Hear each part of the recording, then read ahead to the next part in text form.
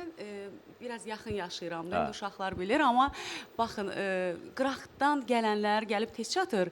Mən bura yaxınam, amma elə bir yerdə oluram ki, tıxacın, yəni O nisbidir bura yaxın olmaq.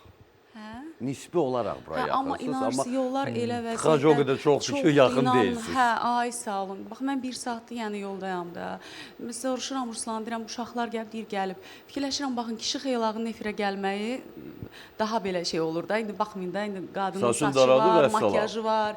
Kişinin Ayaqqabılarını işi o tozlandı, tərəfdən hər asandır şey da, hazırdır. asandır.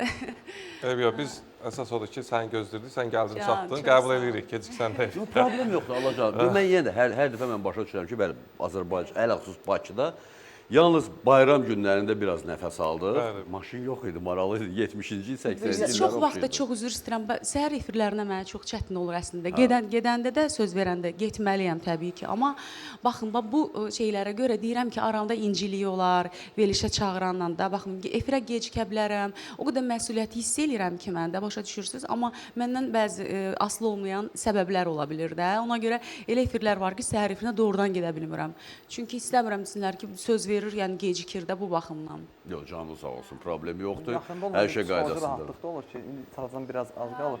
Məndə judo zalının binanın üstündə qalırlar uşaqlar. Həmin o binanın üstündə qalanlar pəncərədən tulasa düşəcəklər zala. Həmişə gecikirlər. Məşqə.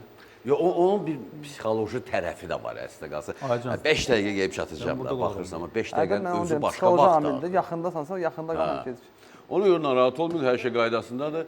Var ki, xanım müğənniləri gecikdiyinə görə cəmiyyət arasında pərt edirlər. Amma sizə halal da görürsünüz, heç bir...